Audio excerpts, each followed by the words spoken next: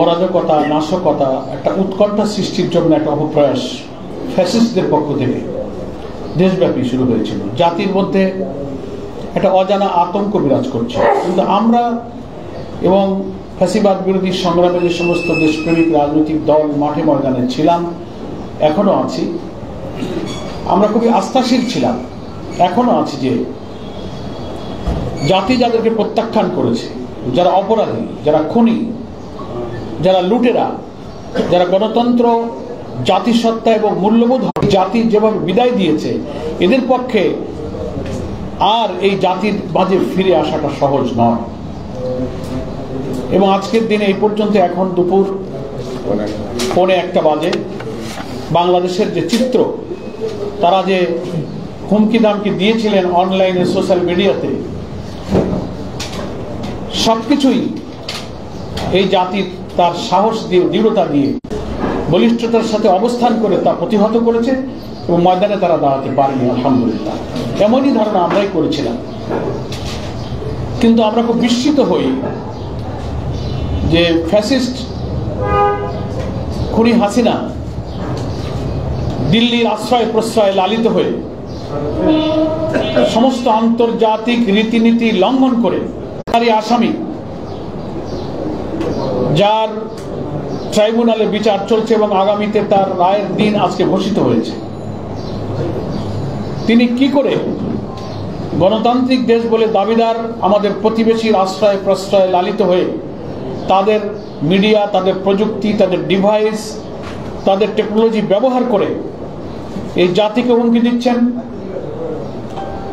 এবং প্রধান উপদেষ্টা সহ দেশপ্রেমিক সকল রাজনৈতিক দলের উপরে যেভাবে তার সেই ফ্যাসিবাদী টোনে হুমকি ধামকি দিয়ে এই দেশে অশান্তি, অস্থিরতা সৃষ্টির যে সমস্ত পায়তারা করছেন, এটা আমরা বিস্মিত। তবে আমরা মনে করি যে আজকে জাতি প্রমাণ করে দিল যে কর্তৃত্ববাদী শাসক, হাজার হাজার খুনের রক্তে যার হাত রঞ্জিত, ক্ষমার অযোগ্য অপরাধ যে করেছে, এই জাতি তাকে আর কখনো গ্রহণ করবে না। এবং সকল দলের দাবি ছিল যে এই ফ্যাসিবাদী শক্তির কৃত সমস্ত মানবতা বিরোধী ঘৃণ্য অপরাধের বিচার অবিলম্বে ট্রাইব্যুনালে সম্পন্ন করা। বাংলাদেশের 2টা ট্রাইব্যুনালে তাদের বিচার চলছে।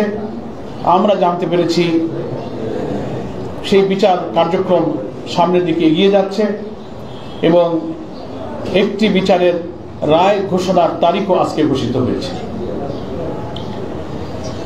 আমরা বাংলাদেশের জনগণকে বাংলাদেশ জামাত ইসলামীর পক্ষ থেকে আশ্বস্ত করছি, রক্ত দিয়ে যারা নতুন বাংলাদেশের স্বপ্নে এখন বিভোর, একটি মানবিক সমৃদ্ধ বাংলাদেশ যারা গড়তে চায়, আপনারা এই জাতিকে মৌলিক এইসব ইস্যুতে ঐক্যবদ্ধ রাখতে সহায়তা করুন, আমাদের পাশে থাকুন।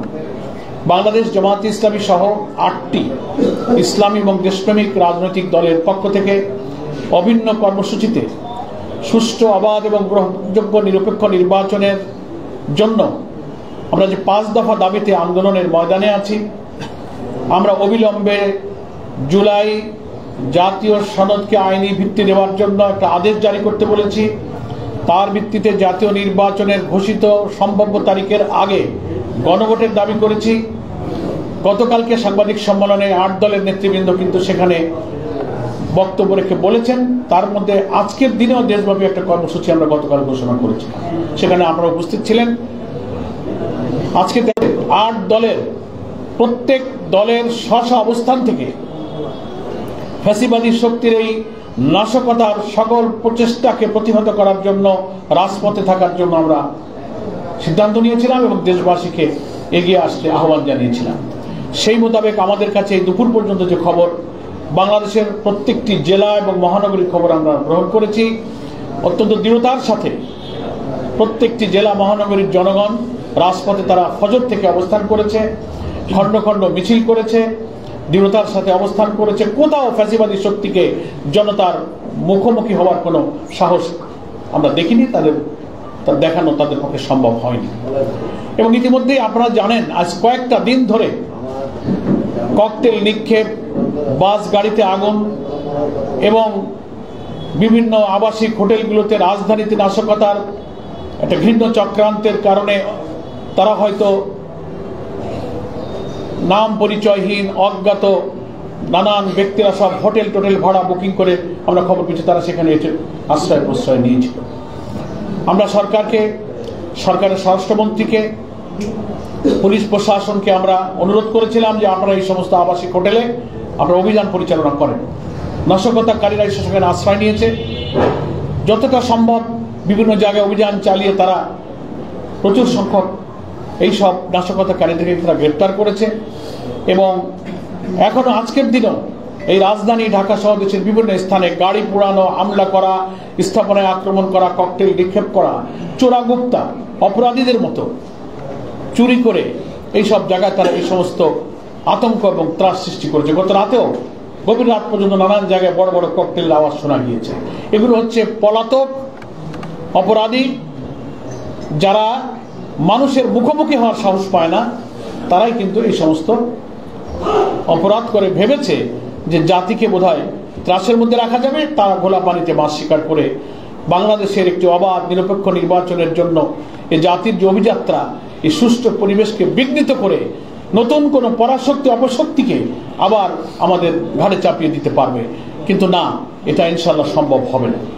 প্রিয় ভাইরা আমার, আজকে ঢাকা মহানগরীতে উত্তর দক্ষিণ মিলে প্রায় 14টি স্পটে জামাত ইসলামের নেতা কর্মী, মহানগরী এবং থানা পর্যায়ের সব নেতৃবৃন্দ, কেন্দ্রীয় নেতৃবৃন্দ সেখানে অবস্থান করেছেন, খণ্ড খণ্ড মিছিল করেছেন।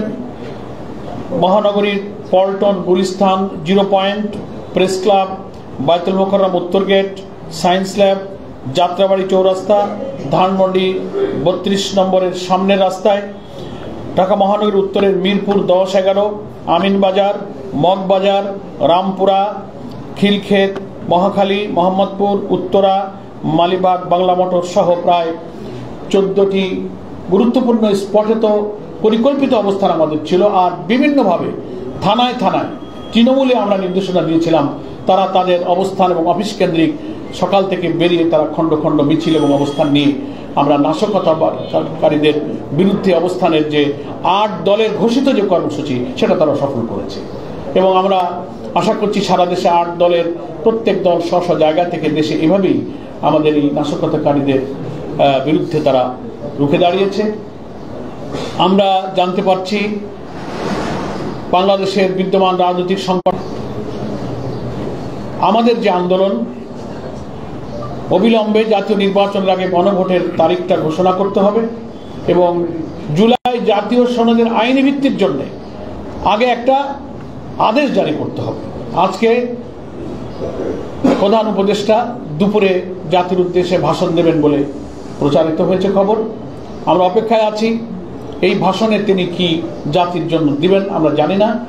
রাজনৈতিক পরিস্থিতির উত্তরণে আমরা আশা করব 8 দল প্রধান উপদেষ্টার সাথে সাক্ষাৎ চেয়েছেন এবং জাতীয় সংকট নিরসনে আমাদের যে প্রস্তাবনা নিয়ে নিয়মতান্ত্রিক এবং অস্থিতিশীলতা সৃষ্টি না করে শান্তিপূর্ণ উপায়ে এই গণদাবি পূরণের জন্য সাক্ষাৎই হচ্ছে সবচেয়ে উত্তম পন্থা বলে আমাদের শীর্ষ 8 নেতৃবৃন্দ প্রধান উপদেষ্টার কাছে সাক্ষাতের সময় চেয়েছেন। ওনারা সময় দিবেন বলে কথা দিয়েছেন। আজ উপদেষ্টা পরিষদের বৈঠক শেষে আমাদেরকে সেই সময় জানাবেন বলে তারা প্রতিশ্রুতি দিয়েছেন। আমরা অপেক্ষা করছি। আমরা আশা করি সরকারের বোধোদয় হবে এবং বাংলাদেশের সংখ্যাগরিষ্ঠ জনগণের প্রতিনিধিত্বকারী এই 8টি দলের শীর্ষ নেতার সাথে অবিলম্বে সাক্ষাতের সময় দিয়ে জাতির এই রাজনৈতিক সংকট নিরসনের একটি সুষ্ঠু শান্তিপূর্ণ সমাধানে পৌঁছাবার ব্যাপারে প্রধান উপদেষ্টা এগিয়ে আসবেন। আমরা আজকে এই প্রেস ব্রিফিংয়ে সে আহ্বান জানাই। এই সংকট নিরসনে যত দেরি হবে ততই কিন্তু অপরাধীরা, সমাজ বিরোধীরা নানান নতুন নতুন চক্রান্তের সুযোগ পাবে। আমরা সরকারকে দেশ গঠনে নিয়মতান্ত্রিক গণতান্ত্রিক পদ্ধতিতে একটি সুষ্ঠু নির্বাচনের প্রতি এগিয়ে যেতে সবসময় সহযোগিতা করতে প্রস্তুত আছে। সাংবাদিক বন্ধুগণ, আপনাদের সকলকে আমরা আবারও ধন্যবাদ জানাই।